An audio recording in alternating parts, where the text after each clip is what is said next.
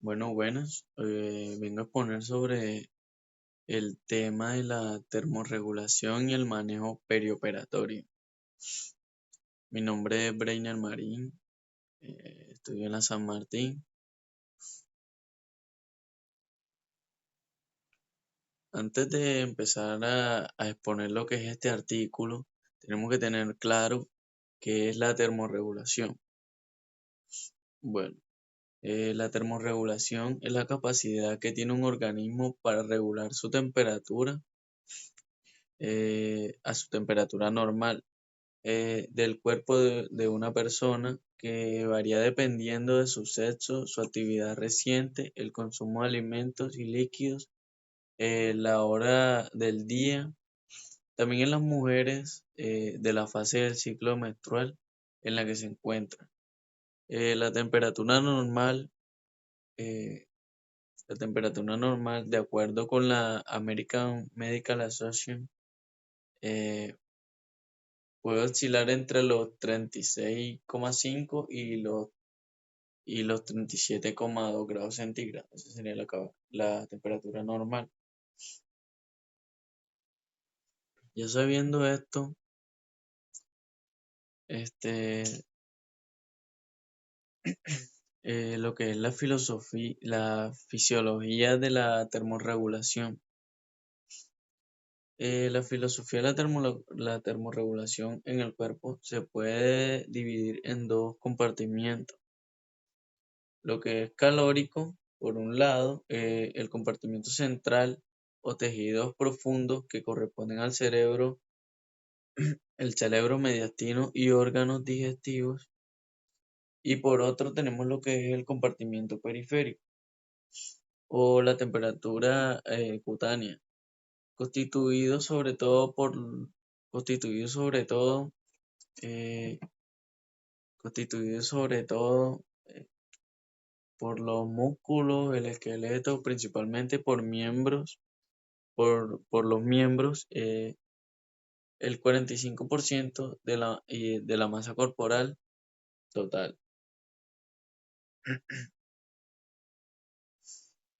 La temperatura central, la temperatura central es un parámetro de estado es un estado de que refleja el contenido de calor del cuerpo, y como en todos los mamíferos, esta temperatura debe permanecer constante, es decir, el ser humano es homogéneo durante las 24 horas del día. ¿Esto qué quiere decir? Que el ser humano no varía su temperatura, este, este, los mamíferos no variamos nuestra temperatura como queramos, la temperatura se mantiene constante.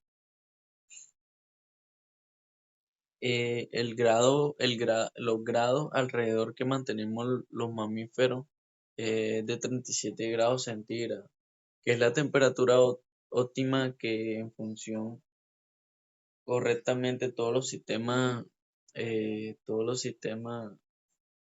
enzimáticos y los mecanismos intra, y- intra- intracelulares de los organismos vitales. La fisiología de la termorregulación depende de dos factores, que es la producción y pérdida de calor. Y también, por otro lado, tenemos lo que es la regulación de la temperatura corporal.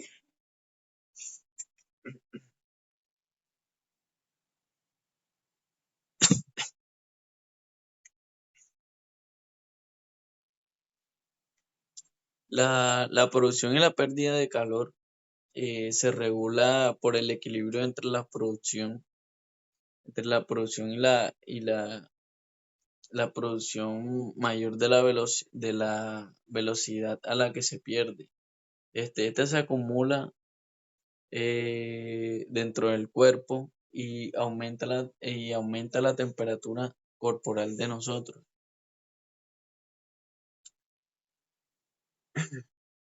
Al contrario, cuando la pérdida de calor es mayor, desciende la temperatura corporal, produciendo la producción de calor es el resultado del mecanismo oscilatorio de los nutrientes.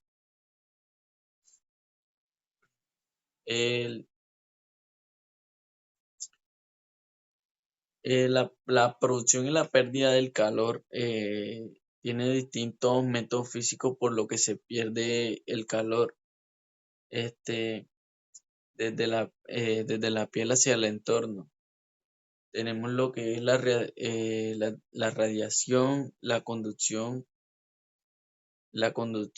y con, tenemos lo que es la radiación, la conducción y la convección y la evaporación.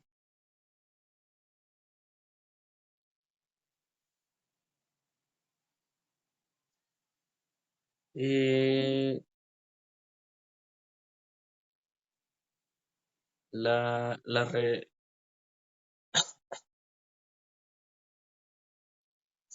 en esta imagen podemos ver los diferentes factores que estoy explicando, cómo producimos y perdemos el calor. Eh, la regulación de la temperatura corporal, la regulación de la temperatura corporal, eh, esta se regula casi en su totalidad por un mecanismo nervioso de retroalimentación que operan en su mayoría a través de los centros termorreguladores situados en el hipotálamo. ¿Qué es el hipotálamo? Pues el hipotálamo es el encargado de mantener nuestra temperatura ideal. Para que estos actúen se necesitan detectores de temperatura que indiquen al momento en que la temperatura corporal sea demasiado alta o demasiado baja.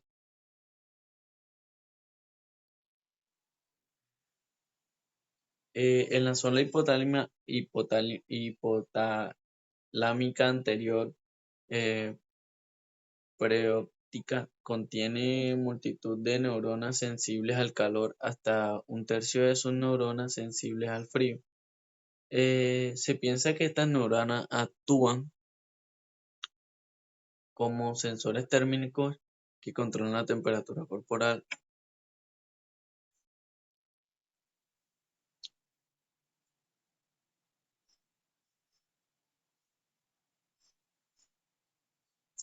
Los mecanismos los cuales como se reduce el calor corporal es la vasodilatación, la sudoración y la disminución de la producción la disminución de la producción de calor.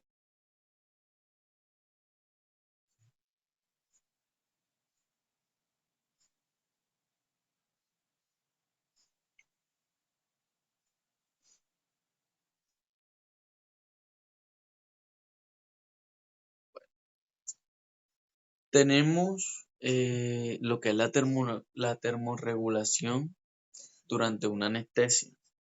La termorregulación durante una anestesia se divide en dos, dependiendo de lo que es la anestesia general y la anestesia regional. ¿Qué es la anestesia regional? Bueno, ¿qué es la anestesia regional? Se produce durante unos patrones de pérdida de calor e hipotermia comparables a lo que la anestesia general modifica la respuesta termorreguladora mediante dos mecanismos. El control termorregulador de la forma central y mediante un bloqueo periférico de nervios simpáticos y motores que proporcionan el nivel y extensión del bloqueo.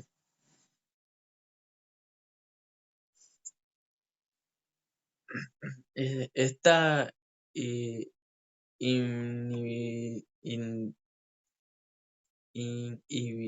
inhibición periférica de las respuestas de termorregulación es la mayor causa de hipotermia durante la anestesia regional. La anestesia regional se da en un sector específico del cuerpo, en donde en donde se afecta directamente por medio de la hipotermia.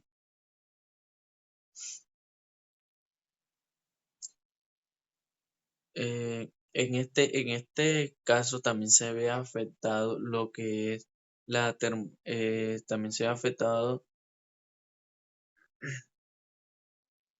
también se ha afectado lo que es la anestesia requidia.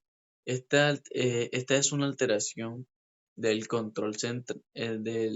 del control central que no se debe a un afecto sintético directo de los anestésicos locales sobre el cerebro. Esto no ocurre al administrar libosina intravenosa para el tratamiento de arritmias cardíacas, sino más bien es una mala interpretación de la información periférica. Lo que causa esto es un bloqueo de las fibras nerviosas de amplias regiones corporales que como consecuencia a la anestesia regional altera la información térmica aferente que viaja por esas fibras hacia el hipotálamo.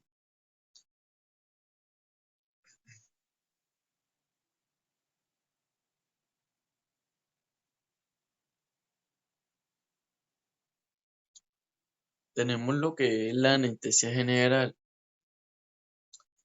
La anestesia general elimina todas las respuestas conductual, dejando solo las defensas automáticas frente a cambios de temperatura ambiente. Además, modifica umbrales de respuestas térmicas, la producción y pérdida de calor y su distribución dentro del organismo.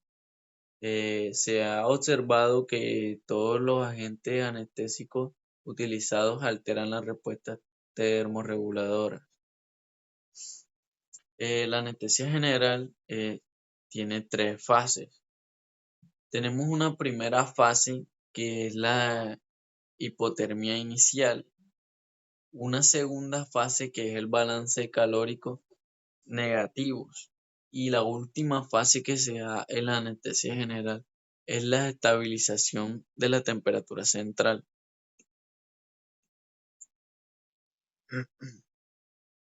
En la primera fase, que es la hipotermia inicial, tenemos un descenso rápido de la temperatura durante la primera hora. Durante la primera hora, tras la inducción de la anestesia, se produce una caída en la temperatura aproximadamente de 15 grados centígrados.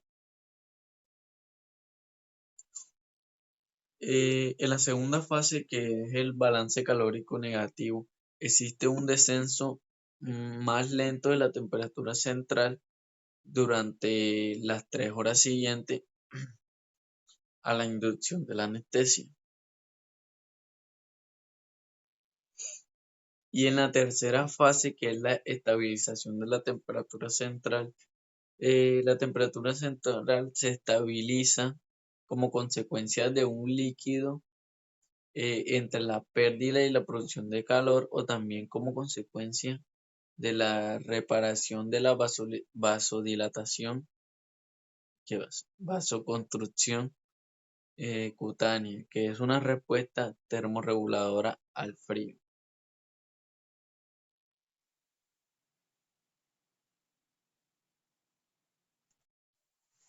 Bueno, tenemos lo que es la hipotermia y situación clínica previa. ¿Qué tenemos que tener en cuenta ante una situación clínica previa ante una hipotermia?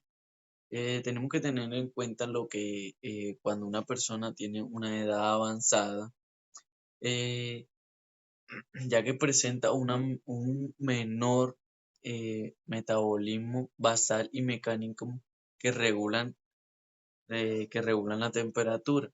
Esto, ya que su edad es mucho más avanzada, tiene mucho mayor riesgo, porque no tiene la capacidad metabólica adecuada para, para soportar una hipotermia.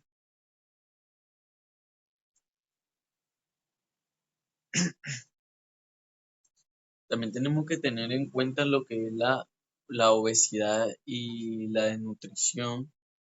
Eh, una, si es diabética la persona, también tenemos que tener en cuenta esto, ya que las personas diabéticas se complican con mayor frecuencia y sería una de las diabetes Malthus, y con frecuencia se acompaña con otras neuropatías periféricas. Eh, También tenemos que tener en cuenta las afectaciones de las uniones neuromusculares, ya que los pacientes con patologías son muy vulnerables a la hipotermia, por lo que la monitorización y el control de la temperatura es de vital importancia. En estas situaciones, la hipotermia puede a- accese- exacerbar la miotina y aumentar la sensibilidad de de los relajantes musculares.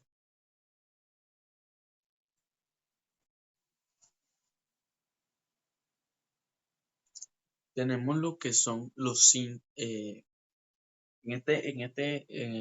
en este pedazo voy a explicar los síntomas que tenemos que tener en cuenta, por medio de un termómetro, tomando la temperatura para ver en qué grado de hipotermia tenemos a nuestro paciente. Se denomina hipotermia a la disminución de la temperatura corporal por debajo de los 35 grados centígrados. Eh, si tenemos un paciente con la temperatura corporal de 36 grados centígrados, tenemos un paciente que tiene una temperatura central normal. Pero por lo contrario, si tenemos un paciente que tiene una temperatura de 35 grados centígrados, eso quiere decir que tiene una vasoconstricción, escalofríos máximos, con trastornos del habla y por reflexia, y por reflexia. Y ahí tenemos un paciente con hipotermia a los 35 grados centígrados. Si tenemos un paciente con 34 grados centígrados, el paciente está consciente, pero tiene dificultad para moverse ya prácticamente.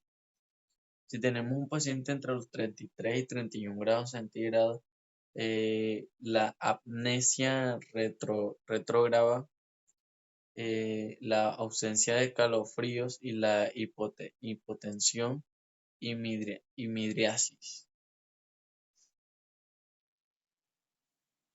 Un paciente ya con 20 grados centígrados, 28 grados centígrados, tiene una pérdida ya de la conciencia, rigidez muscular, bravicarbia y bravi- bravitnea. Paciente con 27 grados centígrados a los 25 grados centígrados tiene una pérdida de reflejo, una fibrilación ventricular, y ya a los 17 grados centígrados tenemos un paciente con electrocardiograma incisioeléctrico.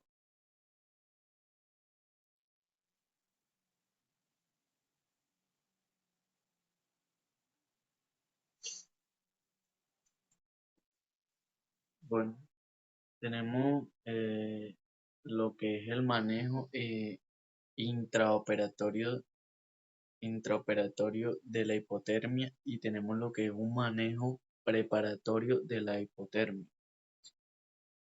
Un manejo preparatorio, preoperatorio de la hipotermia. En el manejo preoperatorio de la hipotermia, eh, los únicos métodos que se pueden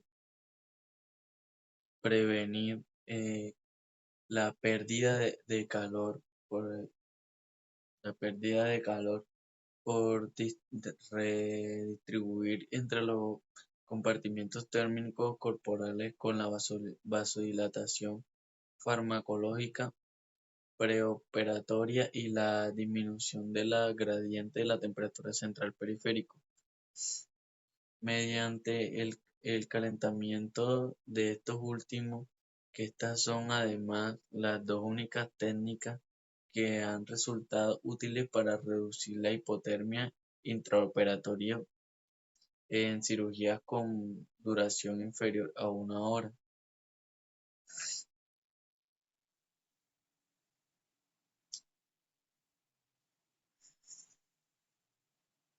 Tenemos lo que tenemos dos factores en el manejo preoperatorio de la hipotermia, que son la vasodilatación farmacológica preoperatoria y el precalentamiento. En la vasodilatación farmacológica preoperatoria, la administración de fármacos con efectos vasodilatadores ante, ante, antes de la, antes de la inducción anestésica facilita la distribución del calor del compartimiento central periférico, disminuyendo así el gradiente de la temperatura entre ambos. Y en los precalentamientos, el calentamiento tenemos que calentar los tejidos periféricos que producen la redistribución del calor mediante dos mecanismos. eh, Dos mecanismos. A, que es el descenso del gradiente de la temperatura entre los dos compartimientos térmicos, y la B, que es que es provocando vasodilatación.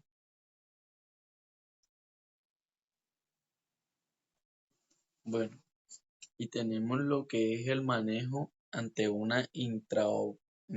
ante un intraoperatorio de la hipotermia. Tenemos unas medidas pasivas, que son dos nada más, que es la actuación sobre la temperatura en el ambiente. Y tenemos lo que es un aislamiento pasivo. Tenemos otras medidas, que es el calentamiento activo. El calentamiento activo, el calentamiento de fluido y el calentamiento y humidificación de los gases anestésicos, y el calentamiento de líquidos de irrigación de cavidades corporales.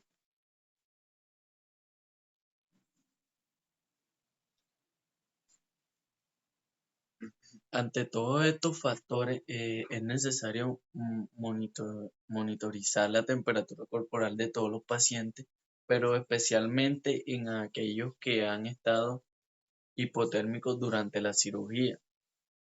Los que recibieron transfusiones sanguíneas y los que presentaron fiebre o estos sépticos. Los pacientes con baja anestesia general se, rela- se, rel- relen- se recalentaron con más rapidez, eh, probablemente por el bloqueo, probablemente por el bloqueo residual con el que llevaban los pacientes bajo la anestesia regional. Se debe vigilar el calentamiento y la pérdida de calor en las unidades de recuperación anestésica y llevar a cabo un calentamiento activo de los pacientes postquirúrgicos que ingresan hipotérmicos. Por ello, los sistemas de calentamiento activo mediante aire forzado son los más eficaces. Las, las mantas eléctricas son una alternativa buena para mantener al paciente normotérmico en la sala de reanimación, donde los sistemas de aire forzado son muy voluminosos y ocupan mucho espacio.